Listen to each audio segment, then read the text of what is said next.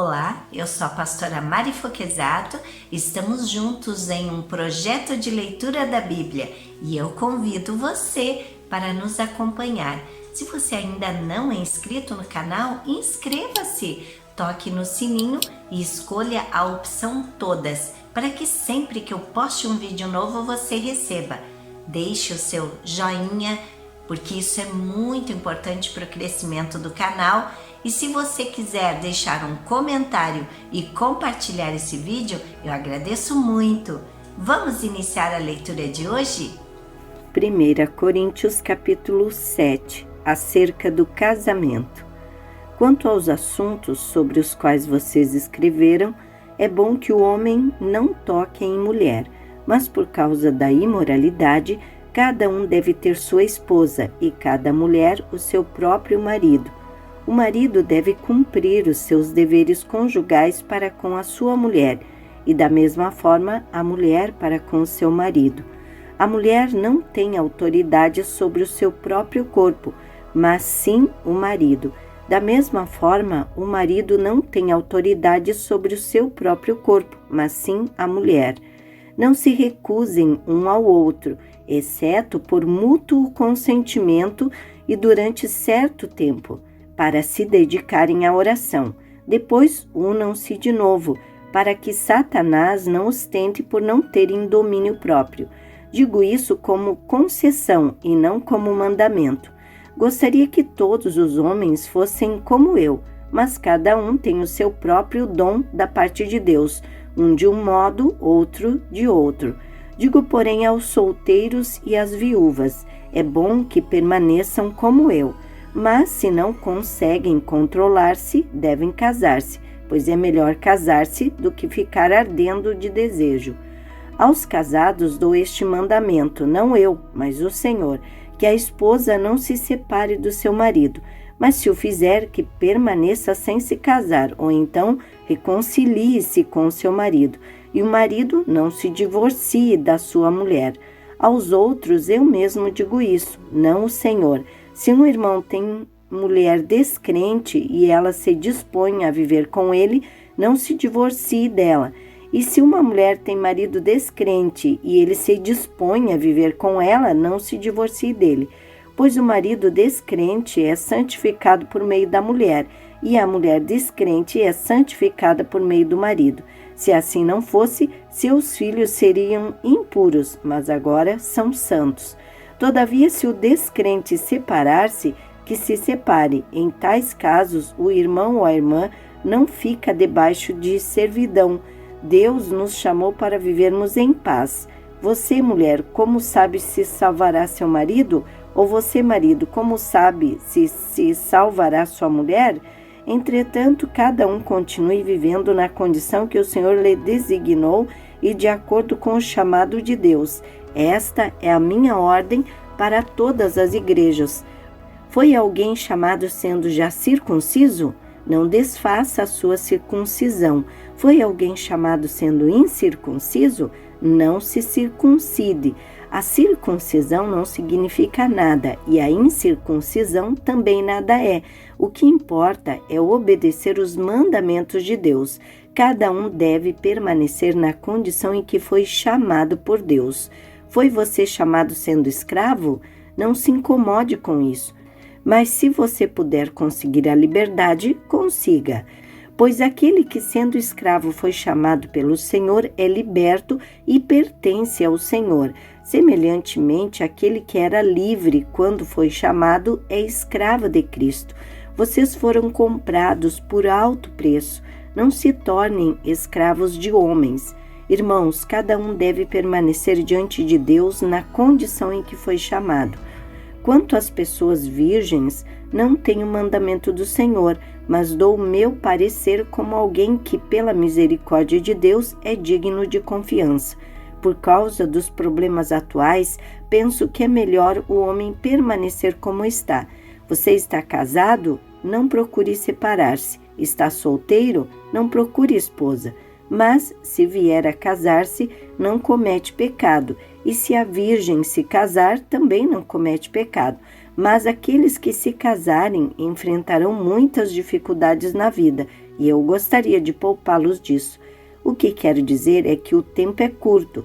De agora em diante, aqueles que têm esposa vivam como se não tivessem, aqueles que choram como se não chorassem, os que estão felizes como se não estivessem, os que compram algo como se nada possuíssem, os que usam as coisas do mundo como se não a usassem, porque a forma presente deste mundo está passando. Gostaria de vê-los livres de preocupações. O homem que não é casado preocupa-se com as coisas do Senhor, em como agradar ao Senhor. Mas o homem casado preocupa-se com as coisas deste mundo e como agradar sua mulher, e está dividido. Tanto a mulher não casada como a virgem preocupe-se com as coisas do Senhor, para serem santas no corpo e no espírito. Mas a casada preocupa-se com as coisas deste mundo, em como agradar seu marido. Estou dizendo isso para o próprio bem de vocês, não para lhes impor restrições, mas para que vocês possam viver de maneira correta, em plena consagração ao Senhor. Se alguém acha que está agindo de forma indevida diante da virgem de quem está noivo, que ela está passando da idade, achando que deve se casar, faça como achar melhor.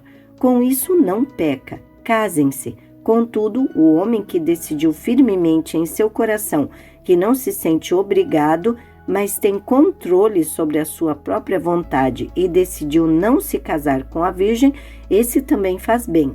Assim, aquele que se casa com a virgem faz bem, mas aquele que não se casa faz melhor. A mulher está ligada a seu marido enquanto ele viver, mas se o marido morrer, ela estará livre para se casar com quem quiser, contanto que ele permaneça no Senhor. Em meu parecer, ela será mais feliz se permanecer como está, e penso que também tenho o Espírito de Deus.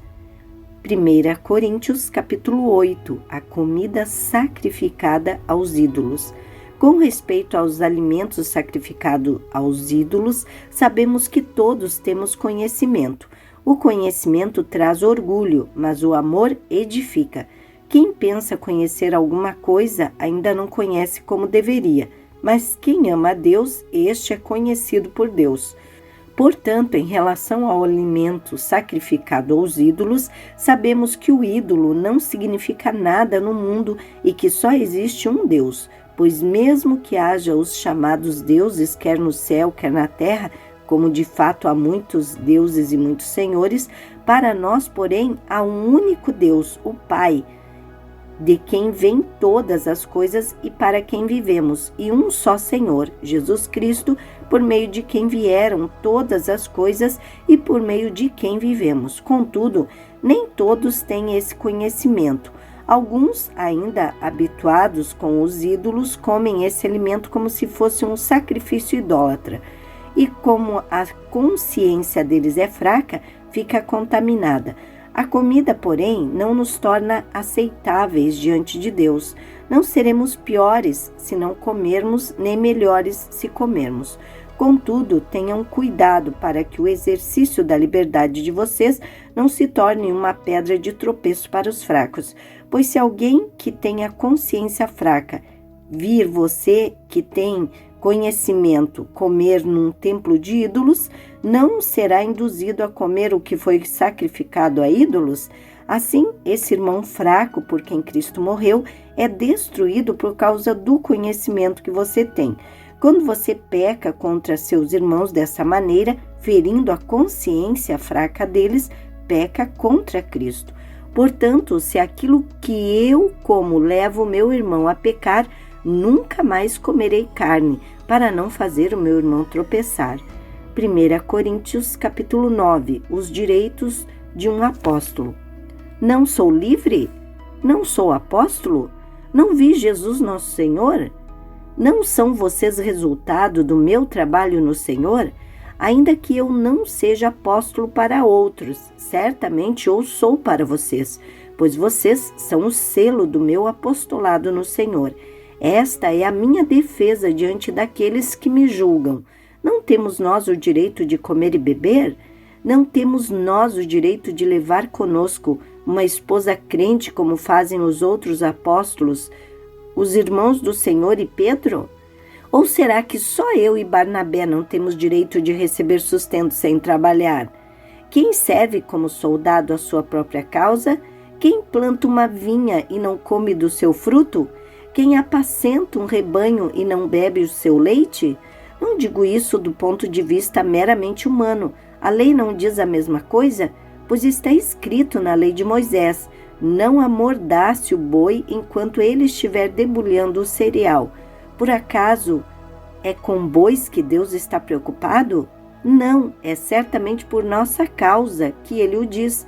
Sim, isso foi escrito em nosso favor, porque o lavrador, quando ara, e o debulhador, quando debulha, devem fazê-lo na esperança de participar da colheita. Se entre vocês semeamos coisas espirituais, seria demais colhermos de vocês coisas materiais? Se outros têm direito de ser sustentados por vocês, não temos nós ainda mais? Mas nós nunca usamos desse direito. Ao contrário, suportamos tudo para não colocar obstáculo algum ao Evangelho de Cristo. Vocês não sabem que aqueles que trabalham no templo alimentam-se das coisas do templo e que os que servem diante do altar participam do que é oferecido no altar? Da mesma forma, o Senhor ordenou àqueles que pregam o Evangelho que vivam do Evangelho. Mas eu não tenho usado de nenhum desses direitos. Não estou escrevendo na esperança de que vocês façam isso por mim. Prefiro morrer a permitir que alguém me prive deste meu orgulho. Contudo, quando prego o Evangelho, não posso me orgulhar, pois me é imposta a necessidade de pregar.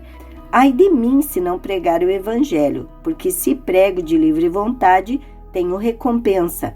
Contudo, como prego por obrigação, estou simplesmente cumprindo uma incumbência a mim confiada. Qual é, pois, a minha recompensa?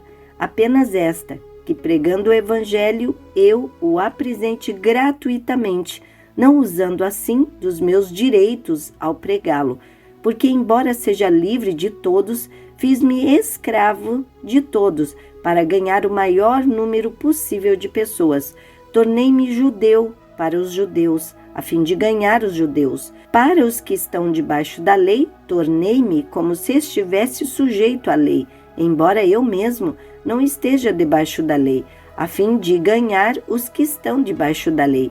Para os que estão sem lei, tornei-me como sem lei, embora não esteja livre da lei de Deus, e sim sob a lei de Cristo, a fim de ganhar os que não têm lei. Para com os fracos, tornei-me fraco para ganhar os fracos. Tornei-me tudo para com todos, para de alguma forma salvar alguns. Faço tudo isso por causa do Evangelho, para ser coparticipante dele. Vocês não sabem que de todos os que correm no estádio, apenas um ganha o prêmio? Corram de tal modo que alcancem o prêmio. Todos os que competem nos jogos se submetem a um treinamento rigoroso para obter uma coroa que logo perece, mas nós o fazemos para ganhar uma coroa que dura para sempre. Sendo assim, não corro como quem corre sem alvo, e não luto como quem esmurra o ar, mas esmurro o meu próprio corpo e faço dele meu escravo, para que depois de ter pregado aos outros, eu mesmo não venha a ser reprovado. Amém. Terminamos aqui a leitura de hoje e eu agradeço a você que ficou até o final desse vídeo comigo. Tenha um dia vitorioso. Deus abençoe sua vida.